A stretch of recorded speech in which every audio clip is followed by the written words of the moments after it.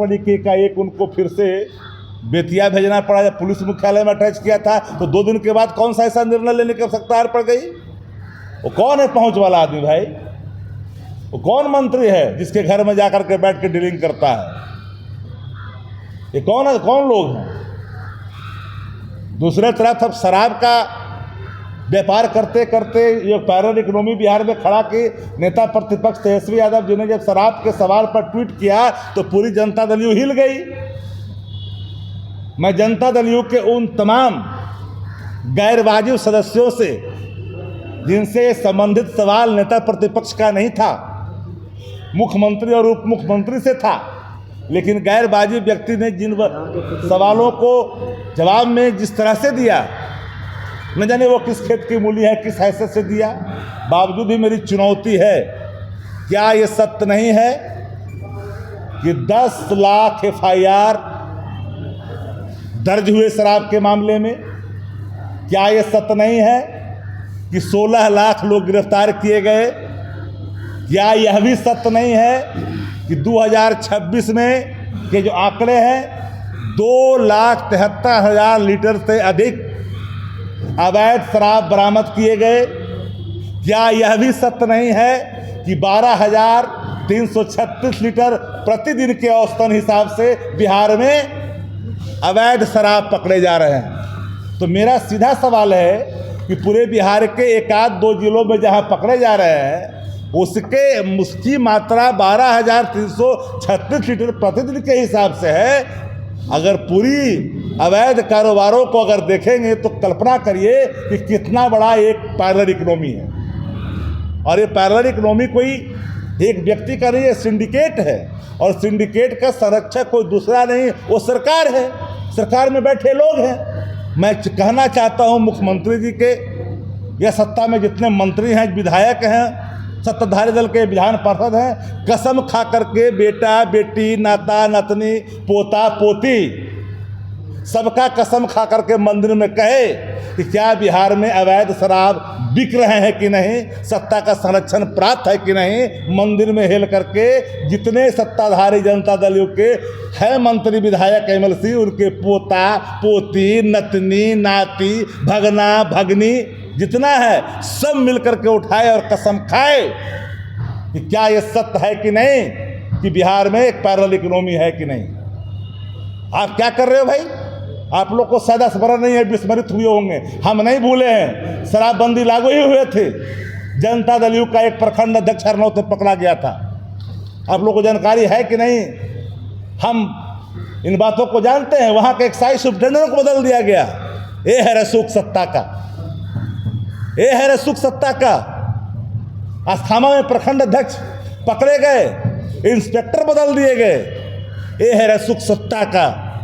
तो ये कहने का मत, मेरे पास प्रमाण है, विदाउट एविडेंस कोई एलिगेशन हम आपके सामने नहीं रख रहे हैं। 10 लाख के प्रमाण है, FIR के 16 लाख गिरफ्तारी के प्रमाण है। मैं भी इसको जाति में नहीं बांटता। जो 16 लाख लोग पकड़े गए हैं ये मैं नहीं कह सकता कि दलित ही हैं, ये पिछड़ा ही है तो पिछड़ा ही है। ये कहेंगे तो लोग बोलेंगे कि जाति पाति कर दिए।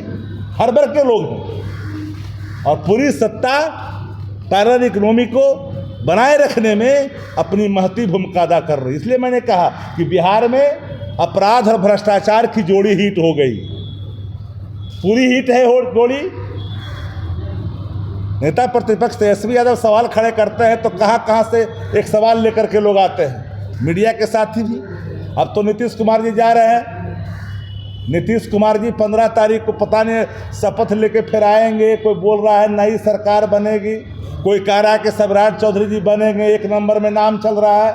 हमसे आप लोग भी पूछे, मैंने बिल्कुल 2 टुक शब्दों में कहा कि सम्राट चौधरी जी बिहार के उप मुख्यमंत्री हैं। अगर उनको भारतीय जनता पार्टी मुख्यमंत्री बनाती है तो भारतीय जनता पार्टी का फैसला होगा। राष्ट्रीय जनता दल गठबंधन के अगर कोई नेता बनेगा तेजस्वी जी बनेंगे, मुख्यमंत्री बनेंगे तेजस्वी जी बनेंगे। लेकिन अगर सम्राट चौधरी जी बनते हैं तो भारतीय जनता पार्टी का फैसला होगा। लेकिन मुझे इस बात का अभिमान है, गर्व भी है कि राष्ट्रीय जनता दल एक ऐसा इंस्टीट्यूशन है, आदरणीय लालू प्रसाद जी एक ऐसे चांसलर हैं आइडियोलॉजी के एक ऐसे चांसलर हैं राष्ट्रीय जनता कि यहाँ से हर व्यक्ति जो अपना कौशल सीखता है, स्किल सीखता है, पैतरा सीखता है, राजनीतिक कलाबाजी सीखता है, वो जा करके दूसरे दलों में भी लोहा मनवाता है, सबको रौंद करके अपना झंडा गाड़ता है। तो अगर सम्राट चौधरी जी बन जाते हैं मुख्यमंत्री तो राष्ट्रीय जनता दल को क्या मतलब भैया? वो तो भाजपा का फैसला होगा। ए बनाए, बी बनाए, सी बनाए, डी बनाए, जिसे बनाना है बनाए, उनका फैसला होगा। मेहनत किया है, अगर बनता है तो बनना ही चाहिए। हम लोग क्यों रोकेंगे किसी को बनने से? लेकिन बिहार में जो अपराध और भ्रष्टाचार की जोड़ी हिट हो गई है, उस नेक्सस को कैसे तोड़िएगा? तथाकथित जो 3C का जी बात चलती रहती है, चेयर से क्राइम का कंप्रोमाइज, चेयर से कम्युनिटी का कंप्रोमाइज, सब तो कंप्रोमाइज है। करप्शन का कंप्रोमाइज है, करप्शन का चेयर से कंप्रोमाइज, क्राइम का चेयर से कंप्रोमाइज, यही 2-3 सी इनका है सरकार में। अब नीतीश जी जा रहे हैं तो उनको हम लोग यही न कहेंगे कि जो लोग कह रहे हैं उनको जरा सोच लीजिएगा। नीतीश जी को लेके जा रहे हैं, फिर लौट के आएंगे, फिर जाएंगे। अब उनके बस में कुछ नहीं है।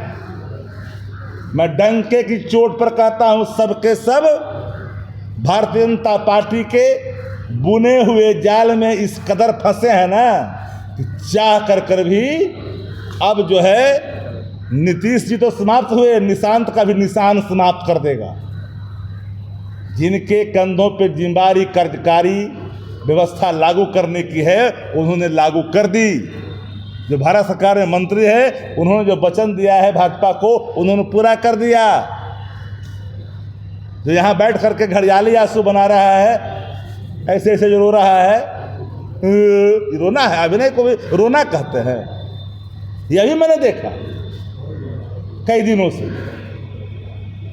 ऐसे करके रो रहा है, ऐसे दिखा रहा है। काहे का दिखा रहा है कि पीपुल में जो जनता दल यू के समर्थक हैं, उनके अंदर एक आक्रोश है, उसको उससे बचने के लिए।